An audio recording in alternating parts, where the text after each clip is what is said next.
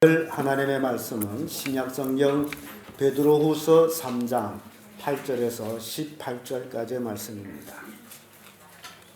신약성경 386페이지 베드로후서 3장 8절에서 18절까지의 말씀 찾으셨으면 교독합니다. 제가 먼저 읽겠습니다. 사랑하는 자들아, 주께는 하루가 천년 같고 천년이 하루 같은 이 한 가지를 잊지 말라. 주의 약속은 어떤 날에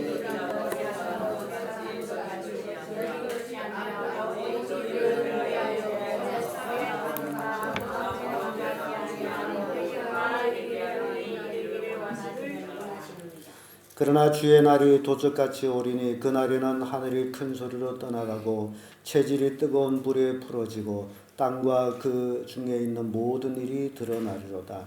이 모든 것이 그렇게 풀어지니 너희가 어떠한 사람이어야 나타나냐. 거룩한 행실과 건강하라. 하나님이 날이 임하기를 바라보고 간절히 사모하라. 그날이 하늘의 불에 타서 풀어지고 체질이 뜨거운 불에 녹아지려니와 우리는 그의 약속대로 그러므로 사랑하는 자들아, 너희가 이것을 바라보나니 주 앞에서 점도 없고 흠도 없이 평강 가운데 나타나기를 힘쓰라. 또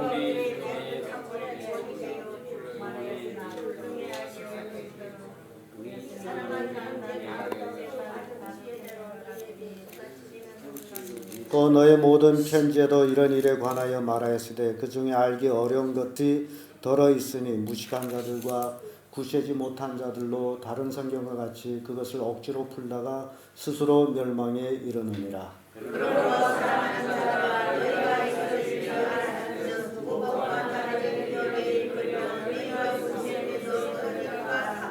다같이 오직 우리 주 곧 구주 예수의 은혜를 저를 아는 지식을 자라나라. 영광이 이제 영원한 날까지 저에게 있을지어다. 아멘. 방금 읽은 말씀으로 성도의 지혜, 이런 제목으로 말씀을 나누겠습니다. 11월 첫째 주 우리 맞이했습니다. 지나간 10개월간 어떻게 살았는지 돌이켜봤더니 해놓은 일 없이 훌쩍 뛰어넘은 것처럼 순간에 지나갔습니다. 이제 겨우 2달이 남았습니다. 이렇게 빨리 지나가는 세월 속에서 우리에게 주는 교훈이 있다면 지혜로운 성도가 되어야 된다. 세월이 광금같이 지나가고 있습니다. 그래서 지혜를 한번 정리해 봤습니다. 지혜란 도대체 뭘까? 물론 여러 가지 있습니다만은 우리 각자 인간에 대해서 도대체 지혜가 어떤 것일까? 살펴봤더니 3가지로 나오는데요. 그 첫째가 나는 누구인가? 여러분 각자 자기한테 질문을 던져보세요. 도대체 나는 누구냐? 이 물음에 대답을 가지고 있는 사람은 참으로 지혜로운 사람입니다. 이 세상에서 그 무엇보다도 자기 자신을 아는 것보다도 더 지혜로운 것은 없습니다. 그래서 지혜의 시작은 자기 자신을 아는 데부터 시작이 됩니다. 그래서 적을 알고 나를 알면 백전불태라는 말이 있습니다. 가장 중요한 것은 누구를 아는 것이다? 자기를 아는 것입니다. 자기 정체성을 아는 것이 가장 큰 지혜입니다. 근데 우리 주변에는 자기 자신이 누군지 모르고 사는 사람들이 참 많습니다. 마치 자기는 이 땅에서 천년만년 살 것처럼 그렇게 착각하고 살아갑니다. 나는 누구인가 정확히 아는 것이 굉장히 지혜로운 것입니다. 여러분들은 자신을 어느 만큼 알고 있습니까? 자신이 대단한 존재라고 생각합니까? 옛날에 제가 전도하다 보니 어떤 사람이 꽤 주먹이나 쓰는 사람이었어요. 그래서 전도했더니 그 사람 하는 얘기가 하나님 믿을 겸 내 주먹을 믿겠다. 주먹이 세요. 그러세요? 주먹이 그렇게 세세요? 그러면서 제가 한마디 했어요. 그 주먹이 그렇게 세다면 여기 지금 매가 있는데 그 석마 돌멩이 한번 이걸 쳐보시죠. 그 주먹이 센지 석마가 센지 한번 보게요. 쳤을까요? 말았을까요? 바보 아닌 이상 자기 주먹이 뭘 못 이긴다? 그 돌멩이 하나도 이기지 못한 주먹을 믿으라니 말이 되냐고. 사람들은 이렇게 자기를 모르고 이렇게 살아가는 사람들이 참 많다. 그래서 내가 누구인지 정확히 아는 것이 무엇이다? 지혜란 겁니다. 그리고 두 번째는요, 웃기는 소리가 되는데 내 나이 몇인가를 아는 것이 지혜라는 겁니다. 이 자기 나이가 몇인지를 분명히 대답하는 사람은 굉장히 지혜로운 사람이랍니다. 자기 나이가 얼마인지 자세히 아는 사람이 그리 많지를 않다는 겁니다. 근데 제가 이 말에 동감을 가지는 건요, 저도 지금 제 나이가 얼마인지 모릅니다. 그래서 갑자기 누가 나이가 얼마냐고 묻게 되면 내가 나이 하다가 출생연월을 말합니다. 출생연도는 기억하고 있는데 해마다 변하는 나이는 기억을 못하고 있습니다. 그래서 정확히 자기 나이를 기억하고 있는 것은 지혜로운 사람이에요. 그래서 셰익스피어는 이런 말을 합니다. 사람마다 자기 나이를 바로 세는 사람은 없다. 대단한 얘기를 합니다. 무슨 얘기 같죠? 사람마다 자기 나이를 바로 세는 사람은 없다는 겁니다. 그래서 맞는 말인 것 같아요. 시편 90편 12절에 보면 모세가 이런 얘기를 합니다. 우리 날 계수함을 가르치사 지혜로운 마음을 얻게 하소서. 이게 모세의 기도입니다. 우리의 날을 계수함을 가르치사 지혜로운 마음을 얻게 하소서. 지혜와 자기 나이는 결코 무관한 게 아니라는 것입니다. 내 나이, 지혜. 그래서 내 나이가 도대체 얼마냐? 그걸 아는 게 지혜로운 것인데요. 그러므로 지혜는 지금 내가 몇 살을 먹었다라는 게 중요한 게 아니고 내가 이제 얼마를 더 사느냐라는 것이 중요한 거예요. 그게 지혜라는 거예요. 여러분 얼마를 더 살 수 있을까요? 내 생애가 지금 어느 시점에 와 있는지를 아는 사람은 지혜로운 사람이라. 도대체 나는 지금 어느 시점에 와 있느냐. 그래서 내일에 끝날 날인지도 모르고 내 영혼아 먹고 마시고 즐기자 하는 부자에 대해서 예수님은 어리석은 자라고 누가복음 12장 20절에 말씀합니다. 자기의 종말을 모르고 먹고 마시고 즐기자, 돈만 많으면 먹고 마시고 즐기는 줄로 착각하는 그런 사람이 어리석은 사람이에요. 지혜가 없는 사람이라. 네가 지금 어느 시점에 와 있냐, 아무리 돈이 많다 할지라도 지금 어디에 와 있느냐, 그걸 모르고 산다는 것은 지혜가 없다라는 겁니다. 세 번째로 나는 어디에서 와서 어디로 가는 것일까, 그걸 아는 것이 지혜라고 합니다. 내 인생의 종점이 어디일까라는 것입니다. 사람은 물론 오늘이란 현재를 살아가면서 내일을 향해 가고 있습니다. 이렇게 우리들에게는 과거가 있고 현재가 있고 미래가 있습니다. 여기서 제일 중요한 것은 지나온 과거가 아니라 다가올 미래라는 겁니다. 그 미래의 내 운명은 어떻게 귀착되는지, 내 인생의 마지막 종착역은 어디인지를 아는 것이 인생의 지혜라는 거예요. 도대체 나는 어디로 가고 있느냐? 나는 어디로 와서 어디로 가고 있느냐? 여러분 도대체 어디로 가고 있습니까? 그래서 그리스도인들이라고 이름을 가진 자들을 향해서 베드로 사도는 이렇게 얘기합니다. 너는 누구냐라는 걸 가르쳐줘요. 베드로전서 1장 2절 또 2절 11절에 그런 말씀이 나옵니다. 그리스도인들을 가르쳐서, 그리스도인들이 아닌 사람한테는 이 말이 합당치 않습니다. 예수 믿는 사람들을 가르쳐서 나그네와 행인같이. 우리가 누구라는 거예요? 나그네와 행인이라는 겁니다. 나그네와 행인같이라고 베드로는 정의하고 있습니다. 그 말씀의 뜻은 이 땅에 살면서도 이 땅의 사람이 아니라는 것입니다. 지나가는 나그네, 즉 과객일 뿐이라는 겁니다. 그는 눈에 보이지 않는 하나님을 바라보며 살고 남들이 듣지 못한 하나님의 음성을 들으며 삽니다. 남들이 좋아하고 기뻐하는 일을 아무렇지도 않듯이 생각하기도 하고 남들이 슬퍼하는 일을 도리어 기뻐할 줄도 압니다. 남들이 좋아하는 것을 싫어하기도 하고 남들이 싫어하는 것을 또 좋아하기도 하는, 그러므로 이 세상 사람들에게는 낯선 사람일 수밖에 없습니다. 그래서 바로 그리스도인들을 나그네라. 왜냐하면 서로가 가는 곳이 다르고 목적지가 다르기 때문입니다. 다 왔다라고 생각하는 사람과 아직 가는 중이라고 생각하는 사람이 다릅니다. 임시 나그네로 사는 자와 터를 잡고 사는 자들은 다릅니다. 같은 세상에서 같은 것을 먹고 사나 다릅니다. 나그네는 성령과 말씀이 주도하지만은 정착자는 먹고 마시는 육체적인 향락이 주도하고 있다는 겁니다.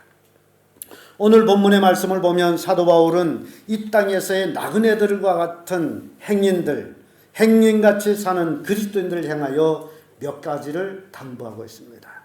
그것이 바로 사랑하는 자들아 천년이 하루 같고 하루가 천년 같은 이 한 가지를 잊지 말라. 사랑하는 자들아 죽게는 천년이 하루 같고 하루가 천년 같은 것을 우리를 향해서 잊으라 잊지 말라. 사도 베드로는 이러한 당부는 바로 주님의 재림에 관한 혼돈이 저들에게 있기 때문이었습니다. 어려운 처지에 있는 신앙생활하던 하나님의 백성 공동체 교회 성도들이 주님의 재림이 자꾸 지연되면서 회의가 일기 시작합니다. 오신다는 주님은 어찌 이리 안 오시는가? 과연 재림이 있는가?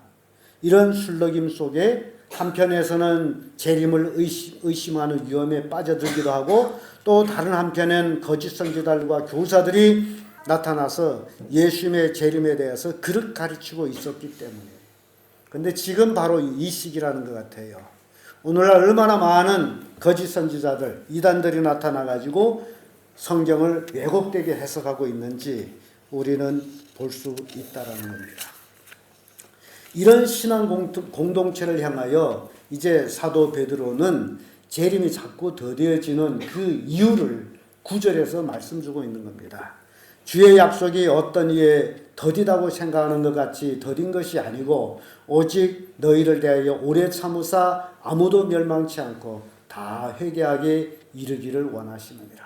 왜 재림이 더디지느냐? 그 원인은 아무도 멸망치 않기 위해서 다 회개에 이르기 위해서. 그래서 재림이 늦어졌다라는 것은 회개를 기다리고 있는 하나님의 은총이라는 겁니다. 이렇게 재림이 지연되는 이유를 설명하기 앞서 사도 베드로는 8절에 알쏭달쏭한 말씀을 우리에게 주고 있는데 사랑하는 자들아 죽게는 하루가 천년 같고 천년이 하루 같은 이 한 가지를 잊지 말라. 이 말씀을 어떻게 풀어야 할까요? 여러 가지 풀이가 가능합니다만은 무엇보다도 우선 이 말씀은 하나님의 시간과 인간의 시간 차이를 설명하고 있습니다. 그리고 시간은 덧없이 시간의 무게를 동시에 강조하고 있다는 겁니다. 이 말씀은 우선적인 의미에서 하나님은 우리와는 다른 시간 표준을 가지고 계시다라는 겁니다. 우리가 가지고 있는 시간 개념과 하나님이 가지고 있는 시간 개념이 다르다라는 겁니다. 그런 의미에서 인간이 가지고 있는 시간 개념은 하나님 앞에서는 아무 쓸모가 없다라는 겁니다. 오로지 하나님만이 자신의 계획을 따라서 그 날을 오게 한다는 것입니다. 그러기에 재림 때는 인간의 머리로 파악되고 이해되는 차원을 넘어서는 것이라는 거예요. 그것 때문에 예수님은 분명히 말씀했어요. 그 날은, 그 시는 아무도 모른다. 누가 말씀하셨어요? 예수님 말씀했어요. 예수님의 재림의 날은 누구도 안다 모른다? 아무도 모른다. 그러면서 예수님은 그 모름에 대해서 더 명확히 하기 위해서는 아들도 모른다. 그게 무슨 얘기예요? 누구만 아신다? 하나님만 아시는 일이다. 그런데 이 땅에 사는 인간들이 예수의 재림의 날을 안다고 떠들고 있다라는 사실입니다. 예수님이 모른다고 하신 말씀을 안다라고 떠들고 있다는 거예요. 그러면 어떻게 된 거예요? 그래서 이 재림은 우리 인간의 머리로 이해되는 차원을 넘어가는 것이다 라는 겁니다. 그리고 이 구절을 길다면 길고 짧다면 짧은 것이 인생이라는 것을 우리에게 또한 가르쳐주고 있습니다. 이것은 우리가 흔히 하는 경험적 고백이기도 합니다. 정말 길면 길고 짧다면 짧는 것이 인생이다. 어떤 사람은 기껏 살아보고 8, 90 지금 뭐 아주 많이 보게 됩니다. 그렇게 살아보고도 하는 얘기가 길게 살았다 그래요? 아주 짧게 살았다. 언제 벌써 이렇게 나이를 먹었구나. 그 얘기는 모태똥이 7년 율시에 너무 잘 나와 있습니다. 38년 손가락 튕기는 순간이었다. 산스파니안 탄즈 이후이제. 세월은 이렇게 살같이 빠르게 지날 때 돌이켜볼 때 너무 짧다. 그러나 구질구질하게 살아가는 사람은 왜 이렇게 아직도 죽지 않고 사냐. 똑같은 시간 속에서 우리는 부동한 이런 관점이 나온다는 겁니다. 그래서 시간은 물리적인 시간이 있고 심리적인 시간이 있다는 겁니다. 하나는 객관적이라면 하나는 주관적입니다. 한 해가 가고 또 한 해가 왔다는 것은 물리적, 객관적인 시간의 개념입니다. 그러나 그와는 다른 시간의 개념이 주관적이고 경험적이라는 겁니다. 1시간이 지난 것 같은데도 실은 30분밖에 안 지났다라는 그런 경험을 하고 1시간밖에 남지 않은 것 같은데 벌써 2시간이 지나갔다. 이게 바로 심리적인 시간이라는 겁니다. 그런데요, 우리가 예를 들어서 이해를 돕는다면 사랑하는 사람과 만나기로 약속해 놓은 시간이 그렇습니다. 이제 3시간 후면 만날 텐데 왜 그렇게 시간이 안 갈까? 그게 심리적인 시간입니다. 그런가 하면 쏜살같이 지나가는 세월이 있습니다. 준비는 안 돼 있는데 학생들이 지금 공부 준비는 안 됐는데 시험 날짜는 다가오고 있어요. 아니 왜 시간이 이렇게 빨리 가냐. 좀 더디 갔으면 좋겠는데. 그래서 이 시간, 심리적인 시간이라는 것 굉장히 중요한 겁니다. 청년 때의 시간이 다르고 노인 때 시간이 다릅니다. 건강할 때 시간이 다르고 병들었을 때 시간이 다릅니다. 기쁠 때 시간이 다르고 슬플 때 시간이 다릅니다. 같은 시간이지만은 짧게도 느껴지고 길게도 느껴집니다. 정말 천년이 하루 같고 하루가 천년같이 느껴질 때도 있다는 겁니다. 우리는 이러한 시간 체험 속에서 시간이 더 없음과 소중함을 동시에 느끼게 됩니다. 빨리 세월이 흘렀으면 하기도 하지만은 시간이 조금만 더 있었으면 하기도 합니다. 죽어야지 하면서도 더 살아야지 하기도 합니다. 이렇게 천년이란 단순히 물량적인 아득한 시간 개념이 아니라 시간이 온전성을 의미하는 것이기도 합니다. 천이란 숫자는 유대인들에게 온전수로 여기는 13번 곱한 숫자가 천입니다. 마치 천국 시간을 뜻하는 것 같기도 합니다. 그런데 그 천국의 시간이 하루와 같다는 것은 무슨 말일까? 그것을 달리 말하면 하루의 소중성을 일깨워 주고 있습니다. 천리길도 한 걸음부터 시작입니다. 그 하루하루에 합해져서 천년이 이루어지는 겁니다. 오늘 하루의 소중함을 가르쳐주고 있습니다. 오늘 하루가 없다면 천년도 없습니다. 그래서 오늘날 우리에게 지혜가 뭐냐? 내일부터 예수 잘 믿지. 그게 지혜가 아니고 오늘이라는 시작부터 잘 믿어야 된다는 겁니다. 난 지금 대충 이렇게 살다가 예수님 재림할 때 잘 믿으면 되지. 그 얼마나 어리석은 얘기예요. 정말 오늘이 아름다워야 내일도 아름답다는 겁니다. 오늘의 튼튼한 믿음이 내일의 삶의 보장이라는 겁니다. 오늘이 없이 내일이 있을 수가 없다는 겁니다. 우리가 살고 있는 이 시대는 산업사회가 지나가고 새로운 문명사회, 정보화 시대에 들어섰습니다. 그래서 21세기에는 정보화 시대라고 합니다. 이 21세기는 신자유주의 시대입니다. 세계화, 자유시장 경제, 국제 경쟁력, 무한 경쟁 등 생소했던 이런 단어들이 어느새 우리의 귀에 익숙하게 들려지고 있는 시대입니다. 우리는 그 새로운 시대에 서서히 정해 가고 있습니다. 그러면서도 모를 것이 너무 많아요. 왜냐하면 유전자 공학이라든가 미시전자 공학이라든가 인공 두뇌학 등 이런 것들이 지금 21세기에 이제 발전해 가면서 어떻게 될는지 아무도 측정을 하지 못합니다. 그야말로 종말이 다가오는 그런 시점입니다. 중국의 저 귀수성 그쪽에 축구장 3개 정도의 크기의 만원경을 만들어 놨어요. 세계에서 가장 큰 만원경. 그래서 우주를 보고 있습니다.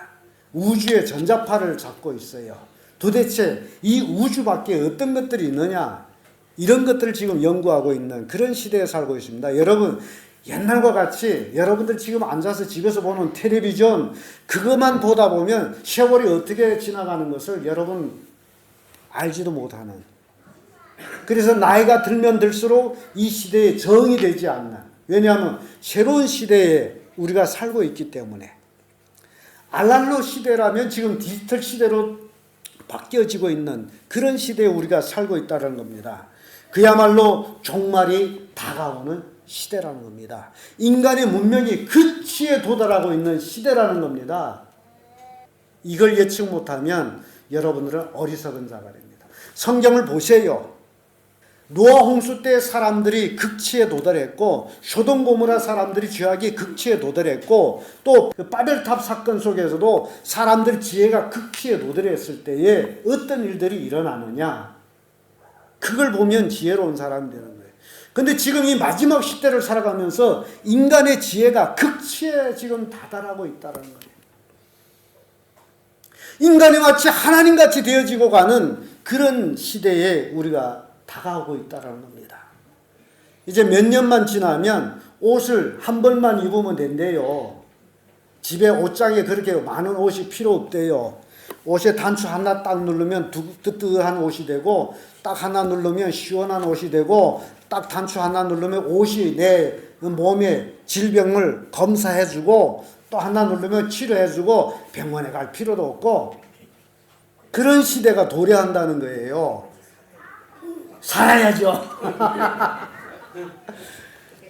근데 이런 시대에 도래하는데 여러분들이 그 시대를 감지할 수 있어야 되고, 그 시대를 감지할 때 이 세상은 마지막 때를 치달아오고 있구나, 이걸 깨달아야 되는 겁니다. 그래서 지금 이 시대를 무슨 시대라? 종말이라고 얘기합니다. 식량 부족, 자원 고갈, 공해, 전쟁, 오중충 파괴, 인간성 파괴, 사이비 집단, 핵 위험, 홍수와 지진 등 이런 것들이 이 사회에서 얼마나 우리를 위협하고 있는지, 그래서 그걸 보면서 말세의 징조를 깨달으라는 겁니다. 어느 날에 마지막 때려놓고 주님이 갑자기 재림하는 그런 일은 없습니다. 사람들이 평안하고 살기 좋고 먹고 즐기고 시집가고 장가가고 집을 짓고 그리할 때 누가 오신다? 인자가 오신다.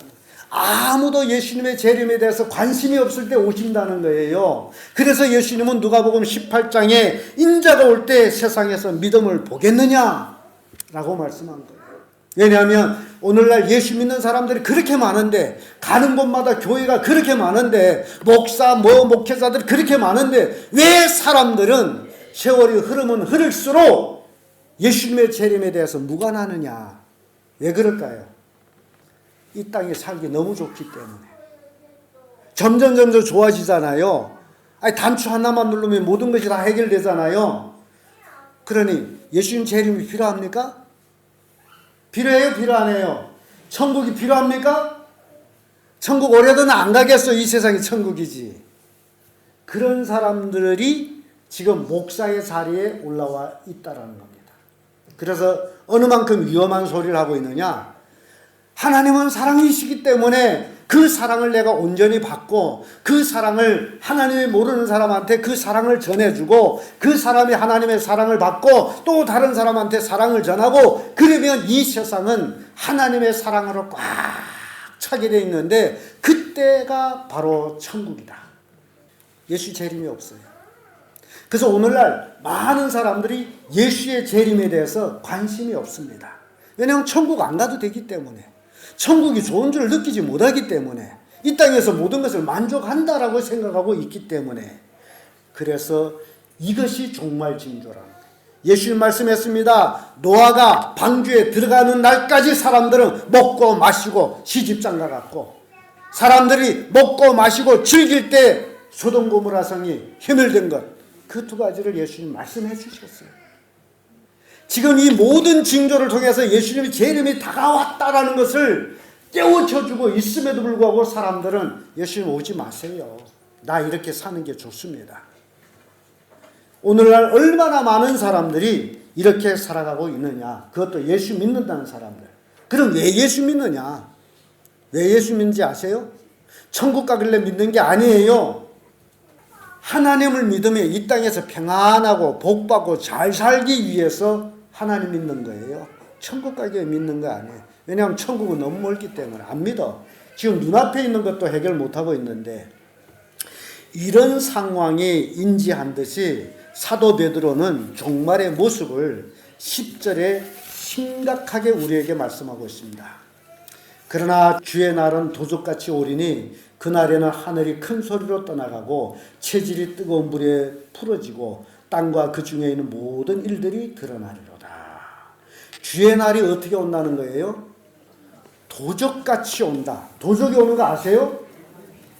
도적이 드는 거 알아요? 도적이 드는 순간을 알게 되면 뭘 도둑맞춰요? 도적이 오는 건 아무도 몰라. 그 모르는 시간에 들어와서 도둑질해 간단 말이죠. 근데 주님의 재림이 도적같이 오리라. 이 얘기 뭡니까? 아무도 생각지 않는 그때 온다라는 겁니다. 예수님의 초림 때를 우리가 생각해봐도 그렇습니다. 예수님은 베들레헴 한 마구간에서 태어났습니다. 근데 예수님이 태어날 때 맞이한 사람들이 있습니까? 없습니다. 소위 그 당시에 대제사장들과 서기관들과 하나님을 잘 믿는다는 바리새인들과 그들이 예수님 초림에 대해서 맞이했어요? 아무도 생각지를 않았어요. 그런데 예수님은 어디에서 태어납니까? 왕궁도 아니고 마구간이었어요. 마구간에서 태어나다 보니 눕힐 자리도 없어가지고 구유를 깨끗하게 닦아가지고 거기에는 누워놨어요. 누가 이렇게 될지 생각이나 했습니까? 그럼에도 불구하고 성경은 이미 예수님의 나심에 대해서 얼마나 많이 예언했는지 몰라요. 그럼에도 사람들은 하나님을 믿는다면서도 메시아가 태어날 때에 대해서는 준비가 안 돼 있었다.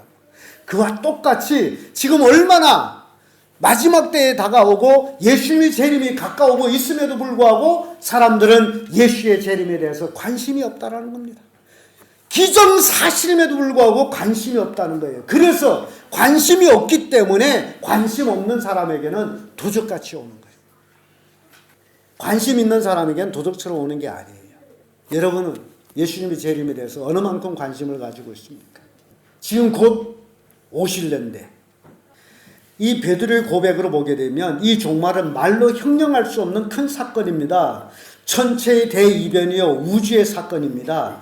여기서 풀어지다라고 말씀한 헬라어는 모데손타이라는 단어인데요. 밀랍이 녹아내리듯이 밀이 녹아내리듯이 녹아내리는 것. 이 우주가 샥 녹아서 없어지는. 그래서 저는 이 말씀 보면서 성경하고 이렇게 대해보니 얼마나 하나님의 말씀이 오묘한지를 다시 한번 깊이 깨달는데요. 창세기 1장 2절 암송하신 분들은 있을 겁니다. 태초에 하나님이 천지를 창조하시니라 땅이 혼돈하고 공허하며 흑암이 깊은 위에 있고 하나님의 신은 어디에 운행하더라? 수면에 운행하시더라. 자, 하나님의 창조의 그 역사를 보게 되면 물이라는 게 있어요. 물. 수면에서 하나님이 운행하시니라. 그런데요, 이 지구촌 모든 것들이 다 물로 된다라는 거예요. 쇠대라고 가장 강하다고 단단한 쇠대 녹이면 뭐가 돼요? 물이 됩니다. 돌도 녹이면 뭐가 돼요? 물이 돼요. 이 세상 모든 것이 물이 안 되는 게 없어요. 다 물에서 나온 거예요. 나는 이 말씀 보면서 정말 하나님의 지혜가 기가 막히구나.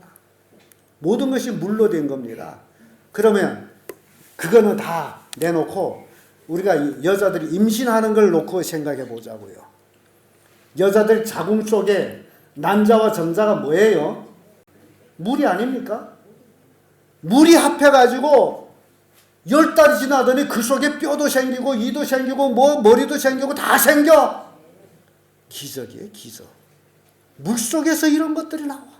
그런데 베드로 후서에서 우리가 볼 때 그러나 주의 날에 도적같이 오리니 그 날에는 하늘이 큰 소리로 떠나가고 모든 체질이 뜨거운 불에 풀어지고 땅과 그 중에는 모든 것들이 드러나요. 다 풀어진다.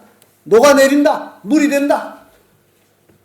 근데 이 놀라운 말씀은 구원은 바로 그때에 나타난다는 겁니다. 하나님의 구원은 바로 그때, 하나님의 심판의 그때에 나타난다는 거예요. 세상 종말 곧 하나님의 백성에게는 구원의 시작이라는 겁니다. 이것이 장차 우리 앞에 펼쳐질 미래의 모습입니다. 세상 나라는 점점 사라져가고 하나님의 나라는 점점 도래하고 있는, 그래서 여러분들은 영적 눈을 떠가지고 하나님의 나라가 도래오는 그걸 볼 수가 있어야 되고, 이 세상 나라가 눈에는 보이지만 지금 서서히 망해가는 그 모습을 볼 수 있어야 되는 거예요. 그게 지혜예요. 마냥 세상이 이렇게 있을 것이다?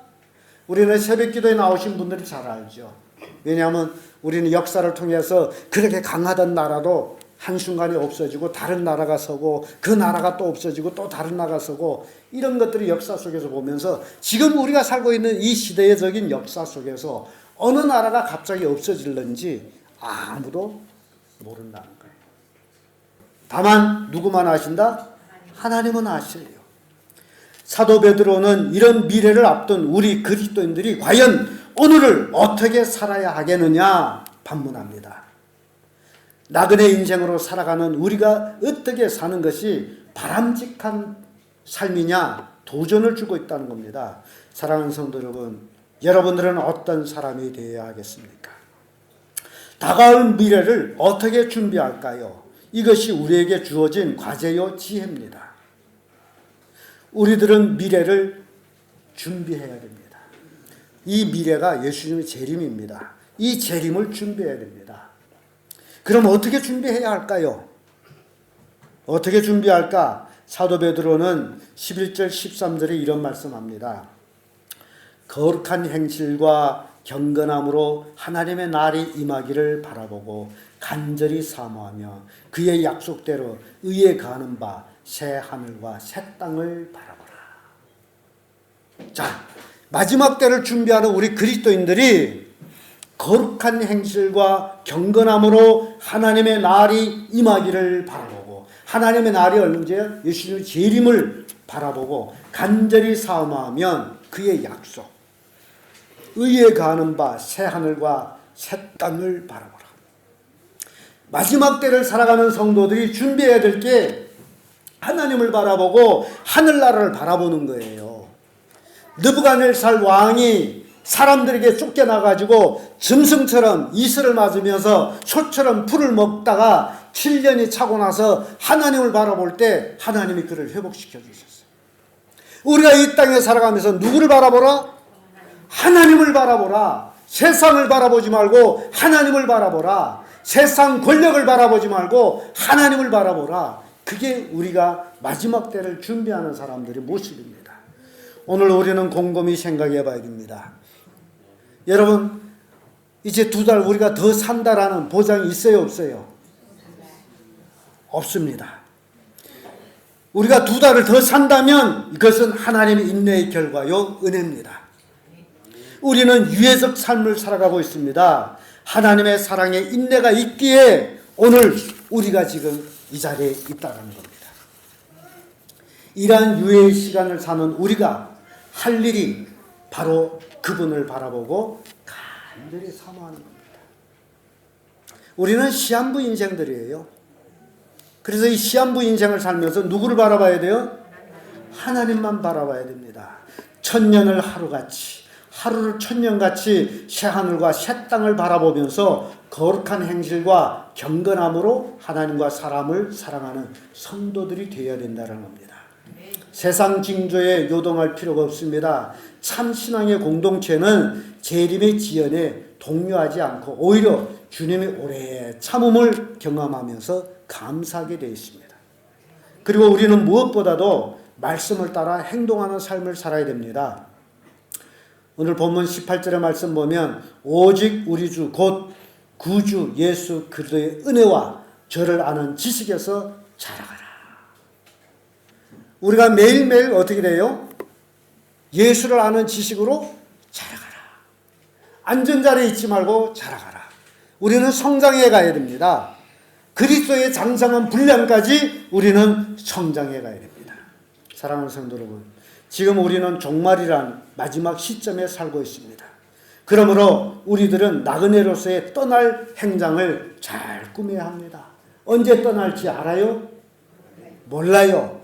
그렇기 때문에 매일매일 떠날 행장을 꾸며야 됩니다. 그게 지혜입니다. 천년만년 이 땅에서 살 것처럼 이 땅에 정착해 사는 게 아니라 매일매일 떠날 준비를 하는 거예요. 그리고 필요 이상의 것들을 이웃을 나눠주면서 섬기면서 사는 거예요. 왜냐하면 우리는 나그네들이기 때문에, 우리는 이 땅에 영원히 살지 않는 자들이기 때문에, 우리는 예수 그리스도를 믿는 자로서 하나님의 자녀가 됐고 하나님 나라를 상속받는 보장을 우리는 받았습니다. 그래서 언제든지 이 세상을 떠나면 우리는 어디로 갈까요?